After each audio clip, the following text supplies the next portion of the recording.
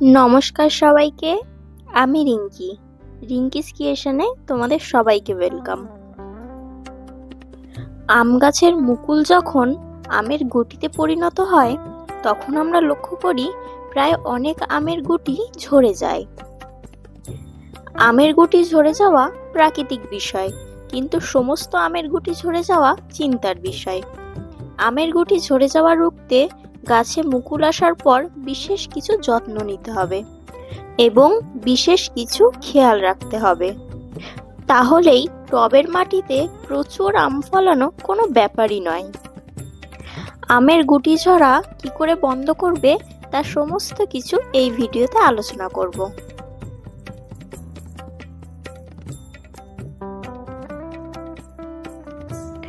আম গাছে যখন প্রথম মুকুলের দেখা মেলে তখন আমাদের মনে একটাই প্রশ্ন উকিঝুঁকি মারে যে এই আমের মুকুল থেকে কবে গাছ ভর্তি আম দেখতে পাবো। সবার আগে জেনে নেব আমের গুটি কি কি কারণে ঝরে পড়ে। আমের গুটি ঝরে যাওয়ার প্রথম যে কারণটি বলবো সেটি হলো প্রাকৃতিক কারণ। হঠাৎ করে আবহাওয়ার পরিবর্তন, বৃষ্টি, শিলাবৃষ্টি, অত্যন্ত কুয়াশা এবং সঠিকভাবে পরাগ মিলন না হওয়াও গুটি ঝরে যাওয়ার কারণ হতে পারে। এই সমস্ত সমস্যার থেকে গাছকে রক্ষা করতে 15 দিন অন্তর ব্যবহার করতে হবে সাইপারমেথ্রিন গ্রুপের কীটনাশক। এছাড়াও তোমরা জৈবিক কীটনাশক ব্যবহার করতে পারো, যেমন কাকা, টার্মিনেটর 11, নিম অয়েল, এবং রাসায়নিক কীটনাশক হলো কনফিডার, একতারা, মেসি ইত্যাদি। এবং একই সঙ্গে প্রয়োগ করতে হবে ছত্রাকনাশক। গাছে ফাঙ্গাসের সমস্যা বেশি দেখা দিলে ব্যবহার করতে হবে Ridomil gold, tata Blitox, Amistar top, সাফ। এছাড়াও জৈবিক ফাঙ্গিসাইড হচ্ছে টার্কোডার্মা ভিরিডি। এই সমস্ত ফাঙ্গিসাইডের সম্পর্কে বিস্তারিতভাবে যদি জানতে চাও তাহলে আমার চ্যানেলে শর্টস অলরেডি আপলোড করা আছে, তোমরা চাইলে গিয়ে দেখতে পারো। আম গাছের দ্বিতীয় সমস্যা হলো ফল ফেটে যাওয়া কিংবা ফলের গায়ে কালো দাগ। এটি সাধারণতভাবে দেখা যায় মাটিতে পুষ্টির ঘাটতি হলে, মেঘলা আবহাওয়া হলে কিংবা মাটিতে বোরনের ঘাটতি হলে। আমের গুটি বড় হলে নিয়মিত যেমন পুষ্টিকর খাবার দিতে হবে তেমনই দিতে হবে জল। বছরের অন্যান্য সময়ের তুলনায় গরমের সময় গাছে জল একটু বেশি পরিমাণেই দিতে হবে।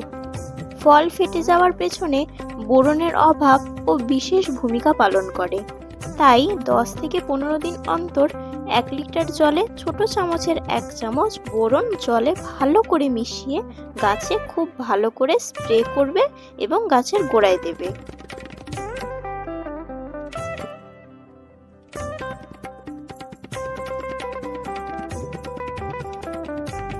এতক্ষণ আলোচনা করলাম আম গাছের গুটি ঝরে যাওয়া কি করে বন্ধ করবে।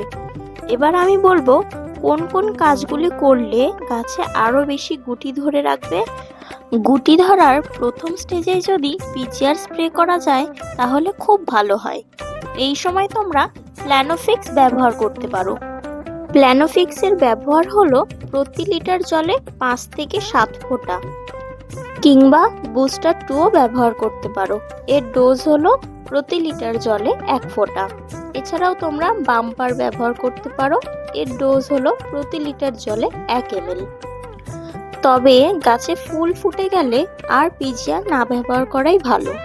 এরপর পিজিআর ব্যবহার করতে হবে গাছে ফলগুলি যখন মার্বেলের দানার মতন বড় হবে।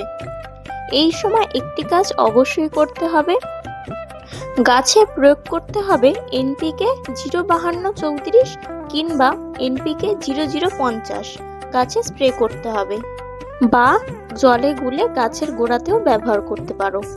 ব্যবহারের নিয়ম হলো 1 লিটার জলে 1 চামচ। এই সময় গাছে অনুখাদ্যের চাহিদা অবশ্যই মেটাতে হবে। গাছের এনার্জিকে বুস্ট করতে হবে। গাছের এনার্জিকে বুস্ট করার জন্য একটি অনুখাদ্য অবশ্যই গাছে প্রয়োগ করতে হবে। অনুখাদ্য হিসেবে অবশ্যই আমরা নিতে পারি অ্যাগ্রোমিন গোল্ড, বায়োভিটা এক্স অথবা মোবোমিন। এর মধ্যে যে কোনো একটি তোমরা ব্যবহার করতে পারো। এই প্রক্রিয়াটি আমাদের চালিয়ে যেতে হবে 15 দিন অন্তর অন্তর। মুকুল আসা থেকে শুরু করে ফুল ফুটে যাওয়া পর্যন্ত। পরবর্তীতে তোমরা 15 দিন অন্তর অন্তর তরল খাবার ব্যবহার করতে পারো। এই তরল খাবারের মধ্যে অবশ্যই ব্যবহার করবে পেঁয়াজের খোসা, কলার খোসা ভেজানো জল এবং ব্যবহার করতে পারো খোল ভেজানো জল। সবশেষে তোমাদের ব্যবহার করতে হবে 15 দিন অন্তর অন্তর এপসাম সল্ট এবং হিউমিক অ্যাসিড। এতে গাছ সতেজ থাকবে এবং ফলের আকার অনেক বড় হবে। আজকের ভিডিও এখানেই শেষ করলাম। ভিডিওটি যদি ভালো লেগে থাকে তাহলে চ্যানেলটি সাবস্ক্রাইব করে অবশ্যই আমার পাশে থেকো এবং ভিডিওতে একটি লাইক করে দিও।